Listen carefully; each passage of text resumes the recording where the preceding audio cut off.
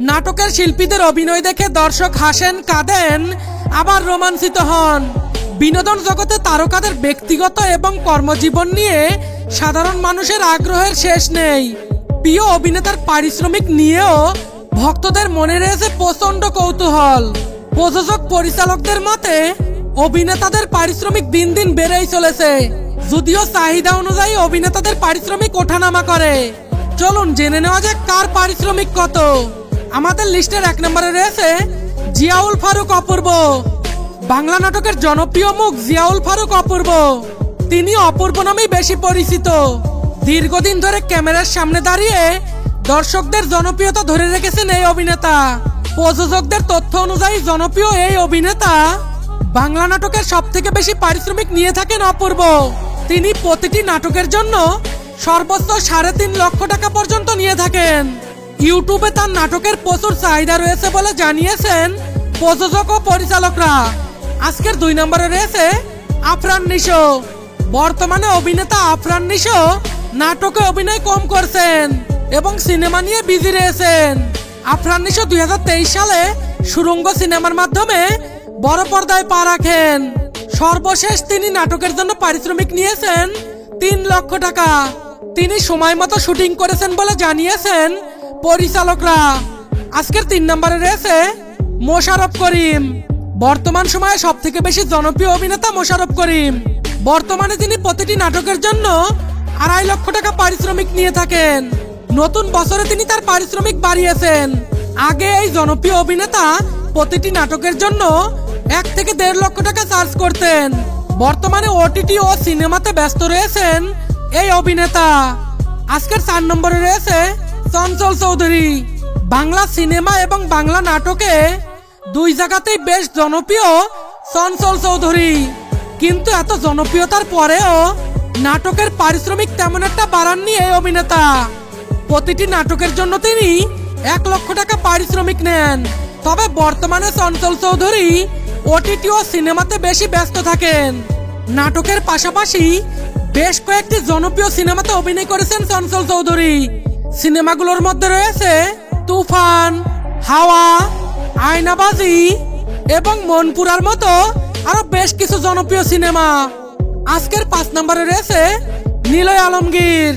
অভিনেতা নিলয় আলমগীর বর্তমানে নিয়মিত নাটকে অভিনয় করছেন। তার নাটকগুলো ইউটিউবে বেশ চাহিদা রয়েছে। গত বছর এই অভিনেতা প্রতিটি নাটকের জন্য পারিশ্রমিক নিয়েছেন 80,000 টাকা। কিন্তু বর্তমানে নিলয় আলমগীর প্রতিটি নাটকের জন্য 1 লক্ষ থেকে 1,20,000 টাকা পর্যন্ত পারিশ্রমিক নিয়ে থাকেন। আজকের 6 নম্বরে রয়েছে মিশু সাব্বির। অভিনয় জগতে প্রায় 1 যুগ পার করা এই অভিনেতা প্রতিটি নাটকের জন্য 70 থেকে 80,000 টাকা পারিশ্রমিক নিয়ে থাকেন। নির্মাতা কাজল আরফিনের কাজগুলোতে বেশি দেখা যায় মিশু সাব্বিরকে। বিশেষ করে ব্যাচেলর পয়েন্ট নাটক দিয়ে ফের আলোচনায় আসেন মিশু সাব্বির। আজকের 7 নম্বরে রয়েছে শ্যামল মাওলা। শ্যামল মাওলা প্রতিটি নাটকের জন্য পারিশ্রমিক নেন 50,000 টাকা। ওটিটিতে তার আলাদা চাহিদা রয়েছে। সম্প্রতি দ্য সাইলেন্স ওয়েব সিরিজের মাধ্যমে আলোচনায় এসেছেন এই অভিনেতা। আজকের 8 নম্বরে রয়েছে শামীম হাসান। শামীম হাসান সরকার প্রতিটি নাটকের জন্য পারিশ্রমিক নেন 50 থেকে 60,000 টাকা। আজকের 9 নম্বরে রয়েছে জাহের আলভি। জাহের আলভি প্রতিটি নাটকের জন্য 40 থেকে 50,000 টাকা পারিশ্রমিক নিয়ে থাকেন। 2 দিনে একটি নাটকের শুটিং শেষ করেন গুণী এই অভিনেতা। তাহলে বুঝতেই পারছেন মাসে সে কত টাকা ইনকাম করে। আজকের 10 নম্বরে রয়েছে খায়রুল বাশার। নতুন অভিনেতা খায়রুল বাশার প্রতিটি নাটকের জন্য 50 থেকে 60,000 টাকা। বর্তমানে নাটক কম করতে দেখা যাচ্ছে এই অভিনেতাকে। তবে ওটিটি প্ল্যাটফর্মে তার আলাদা কদর রয়েছে। আজকের 11 নম্বরে রয়েছে ফারহান আহমেদ জোবান। জোবান প্রতিটি নাটকের জন্য 70 থেকে 80,000 টাকা পারিশ্রমিক নিয়ে থাকেন। আজকের 12 নম্বরে রয়েছে তৌসিফ মাহবুব। বাংলা নাটকে এই অভিনেতার আলাদা কদর রয়েছে। ইউটিউবে তৌসিফ মাহবুব তার অভিনয়ের জন্য বেশ জনপ্রিয়। তৌসিফ মাহবুব প্রতিটি নাটকের জন্য 80 থেকে 90,000 টাকা পারিশ্রমিক নিয়ে থাকেন। আজকের 13 নম্বরে রয়েছে মুশফিকার ফারহান। জনপ্রিয় এবং অলরাউন্ডার অভিনেতা মুশফিকার ফারহান আরজে থেকে অভিনয় জগতে সফলভাবে নিজের নাম লিখিয়েছেন জনপ্রিয় এই অভিনেতা। মুশফিকার ফারহান প্রতিটি নাটকের জন্য ৮০ থেকে ১ লক্ষ টাকা পারিশ্রমিক নিয়ে থাকেন। আজকের ১৩ নম্বরে রয়েছে ইয়াশ রোহান। ইয়াশ রোহানের মৌলিক অভিনয় দেখে অনেকেই মুগ্ধ হয়েছেন। ইয়াশ রোহান প্রতিটি নাটকের জন্য ১ লক্ষ টাকা পারিশ্রমিক নিয়ে থাকেন।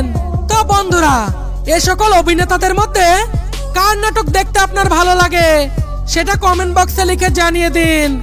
আর পরবর্তীতে নতুন নতুন ভিডিও পেতে চ্যানেলটি সাবস্ক্রাইব করে পাশে থাকা বেল আইকনটি অন করে রাখুন। আল্লাহ হাফেজ।